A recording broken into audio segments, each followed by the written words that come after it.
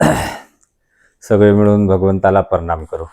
भगवान बाबा हनुमान जी को प्रणाम। महान त्यागी बाबा झुमदेव जी को प्रणाम। परमात्मा एक। परमपूज्य परमात्मा एक शोक मंडल वर्धमान नगर नागपूरच्या वतीने बाबाच्या आदेशाप्रमाणे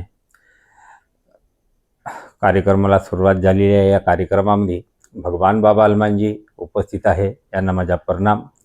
आम्हा सगळ्यांचे बाबा हनुमानजी उपस्थित आहेत, बाबा हनुमानजीला माझा प्रणाम। आम्हा सगळ्यांचे सद्गुरू महानत्यागी बाबा जमदेवजी उपस्थित आहेत, बाबाला माझा प्रणाम। आम्हा सगळ्यांची आईला माझा प्रणाम। आणि मला माझे अनुभव सांगण्याकरता सांगितलेला आहे। माझा अनुभव असा आहे, मी 97 या मार्गात यायच्या आधी मला असा अनुभव आलेला आहे की मी उन्हाळ्याचा दिवस होता आणि बाहेर मी झोपलेला होतो बाजीवर।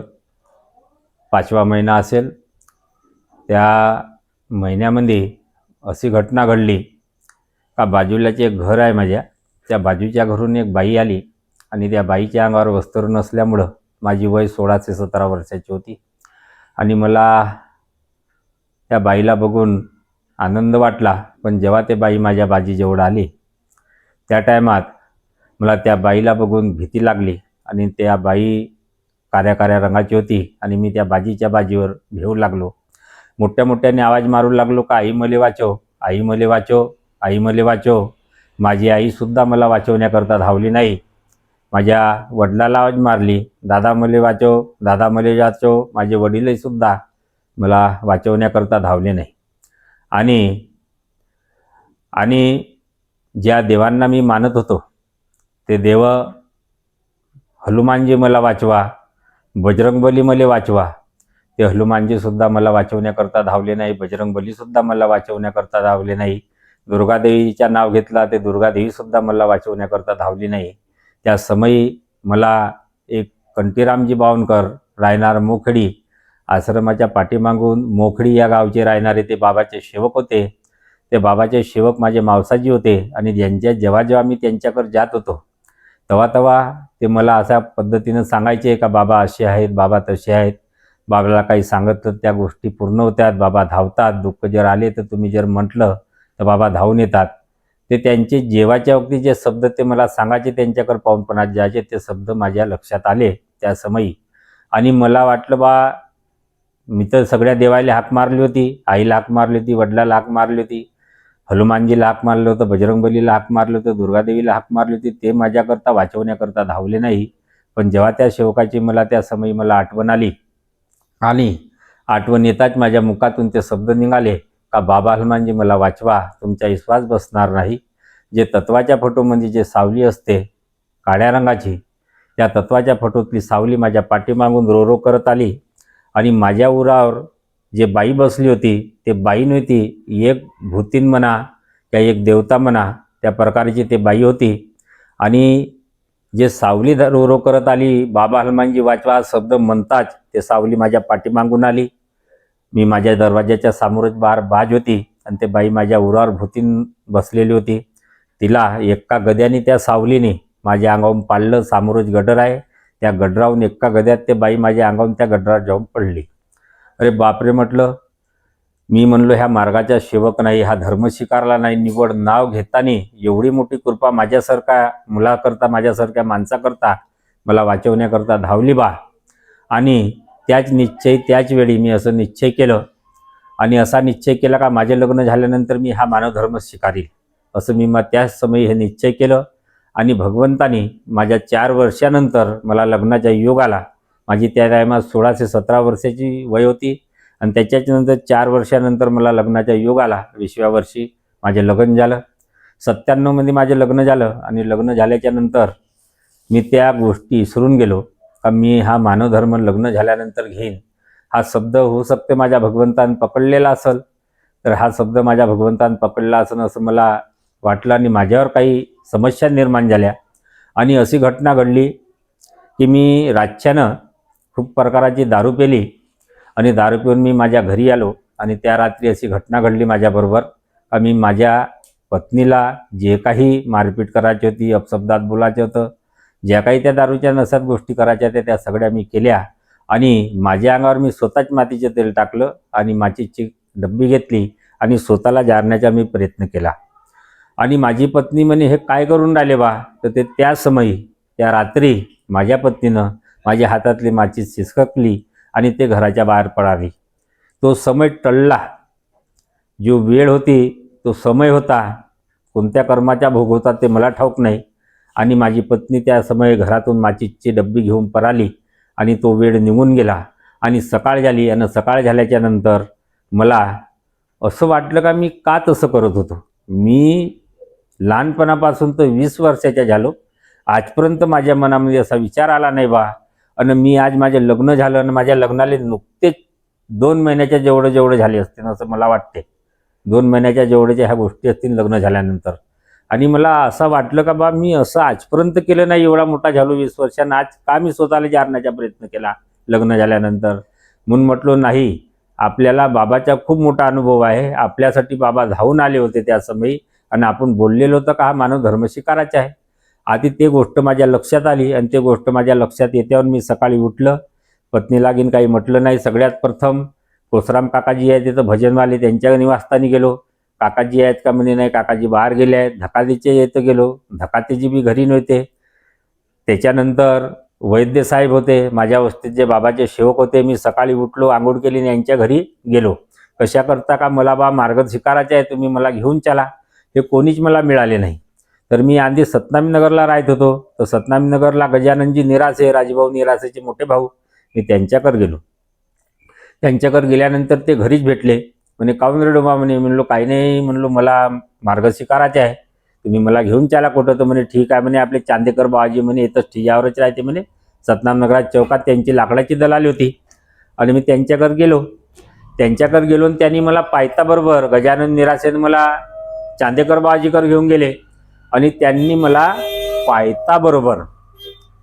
मला एकदम पायताबरोबर असं म्हटलं का रे यार, तर शिवदास धारवाल्याच्या पोरगा आहे रे म्हणे, हे तर खूप दारू पितात म्हणे, या लोकायला म्हणे हे लोक खूप दारू पितात म्हणे, याले कसं मार्ग देऊ म्हणे. काकाजी म्हणे बाप दारू पिते म्हणे, पण मुलगाही पेत असत म्हणे, पण म्हणे करतील म्हणे हे कार्य, तुम्ही याले कार्य तर द्या म्हणे. त्यांनी मग मला सांगितलं का बेटा तुला मी आता कार्य देत नाही, तुला का अनुभव येते, तू आधी जा, घरी गेल्यानंतर काही साफसफाई करू नको आणि तू साधी अगरबत्ती लाव. तर कारण कसं आहे, तर कारण मी सांगितलं का फक्त मला दारूचे व्यसन आहेत, हेच कारण सांगितलं मी यांना, त्या लोकांना मार्गदर्शकांसमोर का मला दारूची व्यसन आहेत. माझी आई वयाच्या 7 वर्षापासून पागल आहे. पागलखान्यामध्ये माझ्या आईला 7 शॉट लागले, 10 शॉट लागलेले आहेत, 10-12 शॉट पागलखान्यात लागलेले आहे. पण माझ्या आईला औषध दिल्याशिवाय झोपत नाही, हे कारण मी त्या दिवशी त्यांना सांगितलं.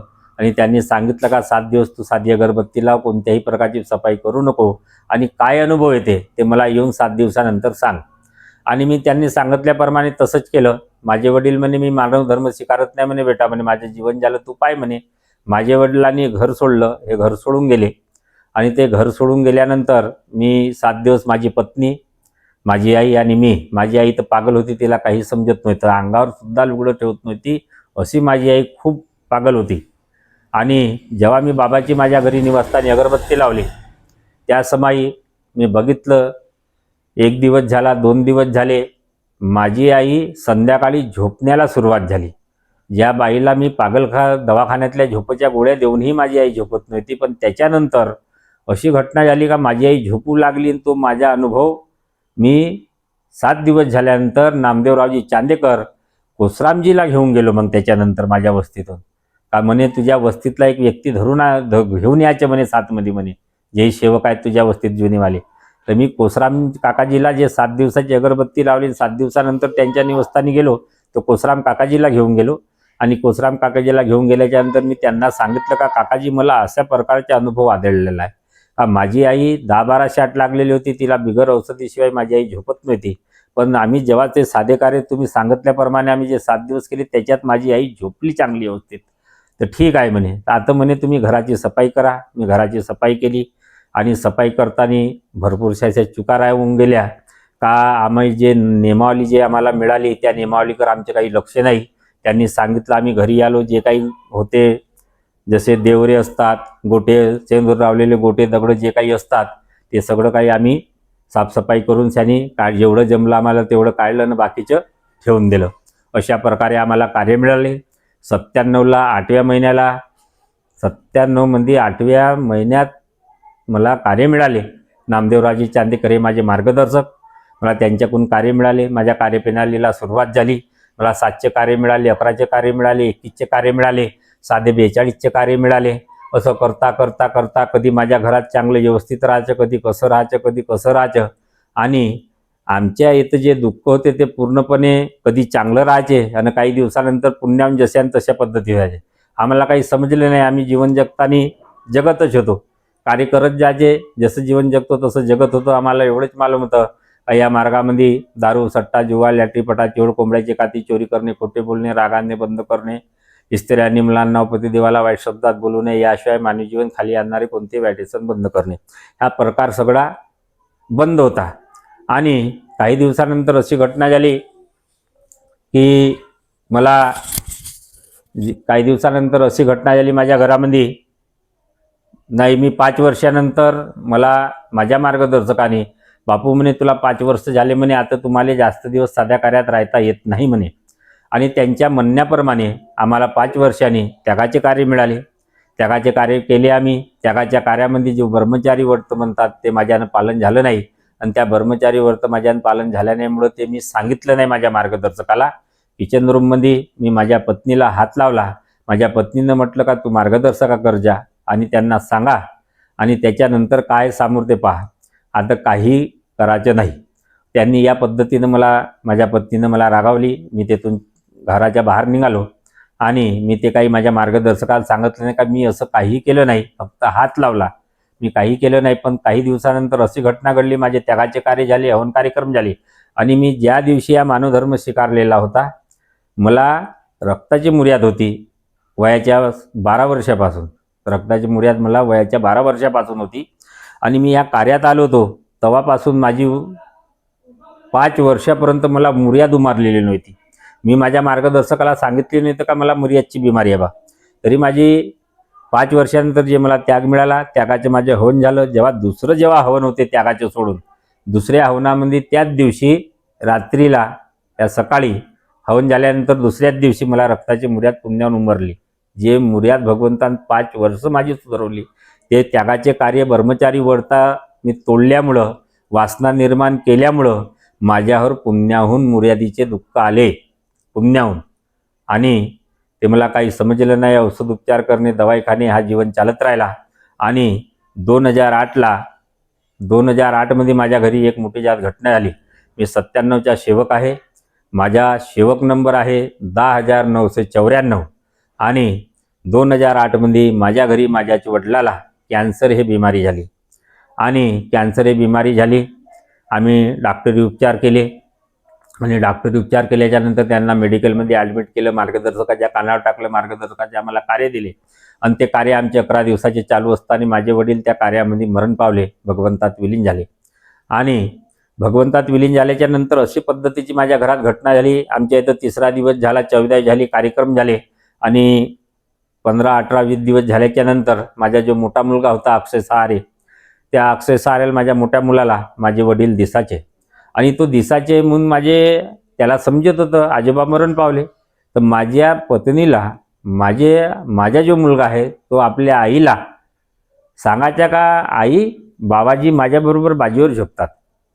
माझी पल्लवी नावाची मुलगी होती, पल्लवी सहारे, तिलासुद्धा बाबाजी दिसायचे तिचे. ते सुद्धा आपल्या आईला सांगायचे बाबाजी दिसतात.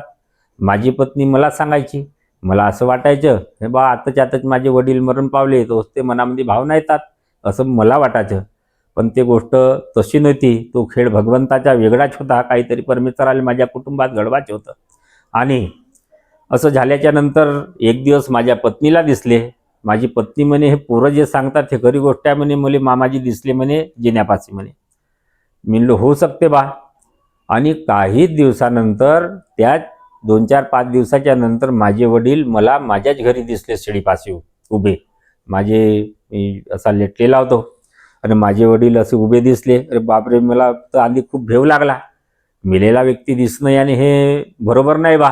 मी आधी भेवलो, पण माझे वडील असल्या कारणानं मी मोठी हिंमत बांधली. हिंमत बांधल्याच्या नंतर माझ्या वडिलाला मोठ्या ताकदीनं मोठ्या हिमतीनं मी विचारलं, का दादा मी तर सगळंच काही केलं का? तिसरा दिवस केला. लोकांनी सांगितल्याप्रमाणे सगळी क्रिया केली, मार्गदर्शकांनी सांगितल्याप्रमाणे क्रिया केली. तसं का दिसते बाबा? माझ्या वडिलांनी सांगितलं का मी कार्य नाही केले, मी बाबाचे कार्य नाही केले, म्हणून मला मुक्ती मिळाली नाही आणि मी घरातच राहिलो. सकाळी उठल्याप्रमाणे मी माझ्या मार्गदर्शकावर केली, माझी ही क्रिया सांगत का माझ्या घरात अशी अशी घटना होऊन राहिली बाबाजी, का केलं म्हणे?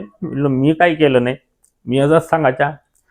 आणि त्यांना म्हटलो का माझ्या हाताने काही चूक झाली नाही, पण माझे वडील असे असे मला सांगतात बाबाजी. म्हणलो ठीक आहे म्हणे. त्यांनी मला पुन्हा चुकीचे कार्य दिले. बाबापाशी कसे शब्द ठेवायचे वडिलाकरता, कसं सांगायचं, हे सगळं मला व्यवस्थितप्रमाणे माझ्या मार्गदर्शकाने मार्गदर्शन केलं. आणि मार्गदर्शन केल्यामुळं सगळ्या गोष्टी मी बाबाला सांगितलं.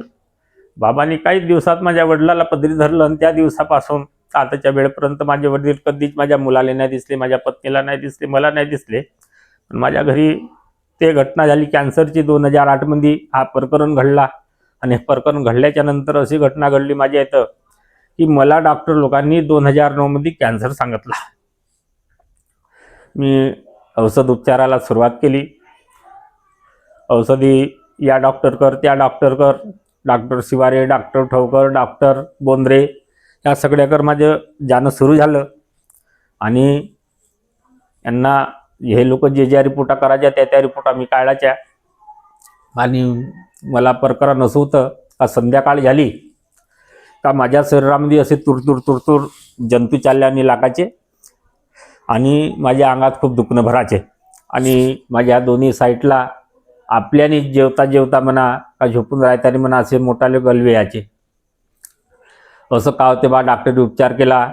एक शेवकीनबाई होती दूधपचारे, कमलाबाई दूधपचारे, रायनार पाड्डी, मुरमुऱ्याची त्यांची दुकान होती, मधुभाऊ दूधपचारे. मी कामावून आल्यानंतर घरी बसायच्या वाटायच्या, त्या शेवकायकर थोडा वेळ जाऊन बसो. आणि बापूजी म्हणे तुम्ही किती दिवसाचे दवाखाने करताजी म्हणे? आमच्या पाड्डीमध्ये म्हणे धर्मास्थ दवाखाना खुलला म्हणे मेयरच्या घरापाशी. तर मी त्या धर्मास्थ दवाखान्यात त्यांच्या म्हणण्याप्रमाणे मोठे मोठे डॉक्टर येतात म्हणे, त्यांच्या म्हणण्याप्रमाणे धर्मास्थ दवाखान्यात मी ज्या रिपोर्टा आधी काढल्या त्या घेऊन गेलो. आणि त्यांनी सांगितल्या त्या रिपोर्टा आणि त्यांनी सांगितल्या त्या रिपोर्टा मी सगळ्या एकत्र केल्या. आणि त्यांनी सांगितल्या मला त्याही रिपोर्टा एकत्र केल्या. आणि त्यांनी मला दिवस दिला का या तारखेला तुम्ही या बा ह्या सगळ्या रिपोर्टा जमा करून. आणि त्या रिपोर्टा मी जमा केल्या, फाईल बनवली. आणि त्यांच्याकडे त्यांनी सांगितल्याप्रमाणे धर्मास्थ या दवाखान्यामध्ये मी पाड्डीला गेलो. आणि आम्ही तिथं बसलो. तो माझ्याच बाजूला फुकट नावाचे एक सेवक होते, तेही पाड्डीतलेच होते. ते फुकट नावाचे सेवक होते. आणि माझा नंबर होता आणि त्यांच्यानंतर माझ्यानंतर त्यांचा नंबर होता. आणि गेल्याच्या नंतर सारे भाऊ म्हणे काही नाही निघत म्हणे, तुम्हाला काही होत नाही, त्यांचे असे शब्द निघून गेले. आणि मी आतमध्ये गेलो आणि आतमध्ये सगळ्यांनी ते 7 डॉक्टर बसले होते. त्याच्यामध्ये मला फक्त एकाच डॉक्टरचं नाव आहे सारडा या आडनावाचे डॉक्टर होते. ते खूप मोठे डॉक्टर होते. त्यांनी सांगितल्याप्रमाणे का म्हणे हे सगळं तुमच्या निदान लावला. आणि सगळ्यांनी चर्चा चालू झाली. आणि मला म्हणे तुम्ही थोडेसे थांबा म्हणे बाहेर. मी दरवाजामध्ये उभा होतो. त्यांच्या ज्या चर्चा चालू होत्या त्या चर्चा मला ऐकायला येत होत्या. त्यांनी सांगितलं का हा जो या मुलाला प्रकार होते बा, हा प्रकार एक कॅन्सर प्रकार आहे. याला कॅन्सरचा हा रोग याच्या शरीरामध्ये आहे. त्याच्यामुळं याच्या शरीरामध्ये ते जंतू चालतात संध्याकाळ झाल्यानंतर आणि याला दुखणं भरते. हा कॅन्सरचा एक खूप मोठा प्रकार आहे. तर त्या लोकांनी त्यांच्या ज्या चर्चा ऐकल्या आणि मी ज्या दरवाजात उभं होतो त्या दरवाजात त्यांच्या कानात जे माझे शब्द पडले का हा कॅन्सरचा एक प्रकार आहे, आणि ते शब्द ऐकून माझ्या पायातली जमीन निसटली. आणि मी एवढा नर्वस झालो आणि बाहेर निघालो त्यांच्या ज्या चर्चा ऐकून. आणि फुकटभाऊ माझ्याच पाठीमागं होते. त्यांनी म्हटलं सारे भाऊ तुम्हाला काही नाही होत म्हणे. मालूम नाही ते काचे म्हणायचे. तर जाताना त्यानं म्हटलं दरवाजातून नर्वस होऊन निघालो तो आहे म्हणे तुम्हाला काही होणार नाही म्हणे. ते एका शेवकाचे बाबाच्या शेवकाचे शब्द होते. मी तो खेळ तर समजलो नाही त्या टायमात, पण मला खूप विचार आला. म्हणलो आता माझे वडील मरण पावले 8 मध्ये, कॅन्सरच मरण पावले. म्हणलं आता माझे हे छोटे छोटे मुलं आहेत, आता यायचं कसं होईन बा? लहान लहान मुलं माझे 3-3 सगळे छोटे छोटे. ते म्हणलं कसं होईन या मुलांचं? बघा आणि तिथून आल्यानंतर माझी पत्नी तर घरी होती. तिनं माझ्याकडे पाहिलं, तिला वाटलं काय हे काही नाही काही गडबड झाली यायची. तर फाईल आणली, दिली तिच्याकडं आणि बीनाबाई म्हणलो तू काहीतरी आता माझ्यासाठी कर. म्हणलो मला डॉक्टर लोकांनी कॅन्सर सांगितला आणि तू आता काहीतरी सांग म्हणलो, भगवंताला माझ्यासाठी काहीतरी कर. तिला अशा पद्धतीनं बोललो, तू माझ्यासाठी भगवंताला काहीतरी सांग ना, काहीतरी कर म्हणलो आता तूच. म्हणलो माझ्यावर वेळ मोठी विकट आली आहे. मी तिला काही सांगितलं नाही, फक्त फाईल दिली आणि तिला सांगितलं का तू काहीतरी माझ्यासाठी सांग ना, काहीतरी कर. असे शब्द मी ते वापरल्याच्या नंतर मी कधी न बैठकीत जाणारा माणूस, गटामध्ये मी बैठकीत नाही जायच्या, कोणत्या नवी हवन कार्यक्रमात नाही जायच्या, कोणत्या त्यागाच्या हवन कार्यक्रमात नाही जायच्या. मी त्या सुखामध्ये एवढं याने मी सुख पाहिलं नव्हतं.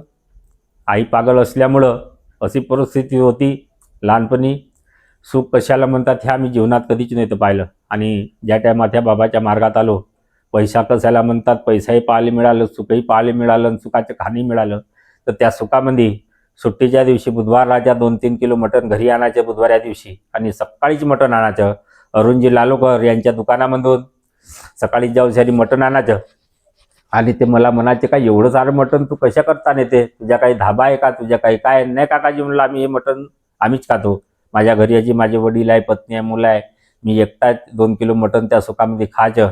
आणि जेव्हा कोचराम भजनवाले मला आवाज मारायचे संध्याकाळी, बापू आज बैठक आहे चालत नाही का रे, तर काकाजी मी तर मटण खाल्लं बा, तुम्ही चालले जा, असे मी बहाणे करायचे सुखामध्ये. पण जेव्हा मला कॅन्सर हा रोग मालूम पडला का मला कॅन्सरची बिमारी झाली, तेव्हा मी बाबाच्या कार्याकर धाव घेतली. आता मी मरून जाईन बा, मरता खेपी तरी बाबाच्या कार्यात जाऊन बसलं पाहिजे. या पद्धतीनं मला बाबाच्या कार्याकर मी धाव घेतली. मराच्या टायमात जेव्हा मला कॅन्सर हा रोग मालूम पडला तर मी वाचून जाईन बाबाच्या कार्यात गेल्यानंतर. तर मी 9व्या हवनात, त्यागाच्या हवनात, गटाच्या बैठकीत धीरे धीरे जायला सुरुवात केली. आणि बैठकीत जसा जसा मी जाण्याला सुरुवात केली तसा तसा मला अनुभव त्या बैठकीत सेवकाच्या माध्यमातून, कोणाच्या मार्गदर्शकाच्या माध्यमातून, कोणाच्या अनुभवाच्या माध्यमातून मला समजलं का मी याचपर्यंत त्या मार्गात आलो, मी काहीच केलं नाही चांगलं. मला त्या बैठकीच्या माध्यमातून कळालं का की मी त्या बैठकीत जात नव्हतो म्हणून मला या धर्माच्या विषयी बरोबर माहिती नव्हती. आणि ज्या टायमात आम्ही हा मानवधर्म शिकायला त्या टायमात मला मार्गदर्शकांनी पद्धतशीरप्रमाणे जे नियमावलीमध्ये लिखलेलं आहे त्या नियमावलीमध्ये लिखलेल्याप्रमाणे आम्हाला बरोबर मार्गदर्शन नव्हतं मिळालं. आणि त्याआधी त्या टायमातल्या ह्या सगळ्या गोष्टी लोक करायचे नाही, सांगायचे नाही. फक्त वाईट व्यसनं बंद करणं, आम्हाला वाईट व्यसनं एवढंच मालूम आहे सगळ्यांना. ह्या मार्गात येतात जे लोक, या मार्गामध्ये दारू चालत नाही, सट्टा चालत नाही, जुवा चालत नाही, लॅटरी चालत नाही, पटाची होड चालत नाही. ह्या सगळ्या गोष्टी राग आणणे, खोटं बोलणे, कोंबड्याची काती चोरी करणे, टॉनिक, सट्टा, जुवा ह्या गोष्टी चालत नाही. पण याच्या समोर जे आधी जे काही लिखलेलं आहे ते नियमावलीमध्ये लिखलेलं आहे त्याची पूर्णपणे माहिती दिली आहे. त्या माहितीकर माझे काही लक्ष नाही. आणि मी 2010 मध्ये दिगोरी या परिसरामध्ये मने मार्गदर्शक त्यांनी सेवक संमेलन घेतलेला होता. आणि त्या सेवक संमेलनमध्ये मी गेलो आणि त्या सेवक संमेलनमध्ये बाबाचे सेवक गरीबदासजी, सेवक नंबर त्यांच्या 25, त्यांच्यामध्ये सगळ्यांचे मार्गदर्शन सुरू झाले. आणि त्यांच्यामध्ये बाबाचे सेवक गरीबदासजी, त्या गरीबदासजीचा सेवक नंबर आहे 25, त्यांचा नंबर लागला. आणि नंबर लागल्याच्या नंतर त्यांनी अनुभवाला आपल्या सांगण्याला सुरुवात केली. आणि त्यांनी ते शब्द असे निघाले त्या टायमात, मी म्हणे एवढा ज्ञानी सेवक आहे म्हणे, मी बाबाच्या संगतीनं बसतो, बाबाच्या संगतीनं राहतो म्हणे, लोकांना मार्गदर्शन करतो, बाबाचे भजनं बनवतो, बाबाचे भजनं गावतो म्हणे. पण म्हणे मी हे अन्नाचे टोन म्हणे शेणाले लावलो आणि एका बाईच्या नांदाला लागलो म्हणे. माझ्या जे बाबाकडून मी जे कमवलेलं धन होतं म्हणे त्या बाईच्या नांदाला लागल्यामुळे ते बाबाचे कमवलेलं धन माझे पूर्ण चाललं गेलं म्हणे, माझ्यापाशी काहीच राहिलं नाही म्हणे. असा मी म्हणे मूर्ख सेवक आहे म्हणे. अशा पद्धतीनं त्या बाबाच्या सेवकांनी यानी बाबाचे सेवक गरीबदासजी त्यांनी या शब्दामध्ये त्या माईकवर बोलले. आणि ते बोलले, तुमचा विश्वास बसणार नाही, त्यांच्या त्या शब्दामुळं माझी चूक माझ्या लक्षात आली. माझी जे चूक होती ते माझ्या लक्षात आली. मी या मार्गामध्ये आल्याच्या नंतर दारू, सट्टा, जुवा, लॅटरी, पटाची होड, कोंबड्याची काती चोरी करणे, खोटे बोलणे ह्या सगळ्या व्यसन मी काहीच केले नाही. पण एक जो व्यसन आहे, ज्यांनी ते बाईचं जे नाव घेतलं त्या बाईच्या व्यसनाले म्हणतात चैत्रहीन हा व्यसन. त्या व्यसनाले म्हणतात. तो व्यसन मलाच नाही तर ह्या जगात जो बी जीवजंतू जन्माला आला, माणूस आली, बाई आली, या सगळ्यांना हा व्यसन जन्मतानीच असतो. पण हा व्यसन मर्यादित पाहिजे. ज्या लोकांचा हा जो व्यसन आहे, तुम्ही बघितलं असन आधीचे जे मोठे मोठे ऋषी महाऋषी जे झाले, त्यांचे मोठे मोठे ग्रंथ लिखले आहेत. पतिव्रता स्त्री याच्यावरही ग्रंथ मोठे मोठे लिखले आहेत. सावित्री आहे, सीता आहे, याच्यावरही मोठे मोठे ग्रंथ लिखले आहेत.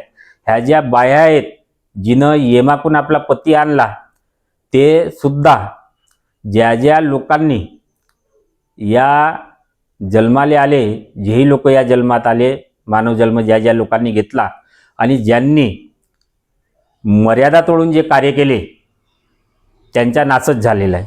तुम्ही बघा रावणाचा कसा नाश झाला, एका बाईच्या नादानेच रावणाचा नाश झाला. दुर्योधनाचा नाश झाला, एका बाईच्या नादाने दुर्योधनाचा नाश झाला. तुम्ही बघा, मी तर अंपळ आहे, मला तर काही समजत नाही, पण तुम्ही सगळे शिकलेले लोक आहात. तुम्ही ज्या मोबाईलचा उपयोग करता, ज्या मोबाईलवर जे तुम्ही पाहता, मोबाईल ठेवता, चांगले मोठे मोठे अँड्रॉइड मोबाईल म्हणतात त्याला, जे तुम्ही ठेवता आपल्याजवळ, त्या मोबाईलमध्ये तुम्ही का बघता ते मला ठाऊक नाही. पण मोबाईलमध्ये कधी जे मोठे मोठे संत झाले आहेत, जे मोठे मोठे आपल्या भारत देशामध्ये ऋषी झाले आहेत, त्यांचे जीवन कसं होतं, त्यांच्या पत्न्या कशा होत्या, ते कसे होते, त्यांच्याजवळ कशा शक्त्या होत्या, आणि आताच्या माणसापाशी त्या गोष्टी राहिलेल्या नाही.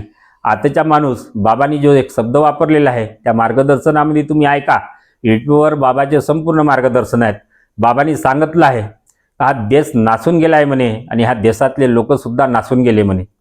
हा मार्गदर्शनातला बाबाचा शब्द आहे, देश नासून गेला. याचा अर्थ तुम्ही सगळे शिकलेले मुलं, शिकलेले मुली, संपूर्ण जे मोठे माणसं आहात तुम्ही, ज्यांना ज्ञान आहे, या शब्दाचा थोडासा या शब्दाचा अभ्यास करा. देश नासून गेला, यानी ह्या देशात जे असणारे लोक आहेत ते विचाराचारीन वासनेने खराब झालेले लोक आहेत. हा त्याचा अर्थ असं होते, या देशातले लोक नासून गेले वासने पायी. समजलेच नाही.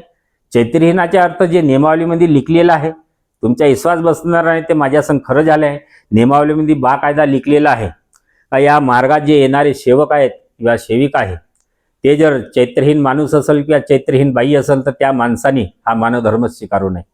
लिखलेला शब्द आहे हा नियमावलीमध्ये, मानवधर्माच्या नियमावलीमध्ये हा लिखलेला शब्द आहे. हा चैत्रहीन माणूस किंवा चैत्रहीन बाई अशा माणसांनी न अशा बाईंनी हा धर्म स्वीकारू नाही, लिखून आहे ते तर बाकायदा. आणि त्या अशा लोकांनी जर धर्म स्वीकारलाही तर परमेश्वरी कृपा त्यांच्या कुटुंबात कार्य करणार नाही.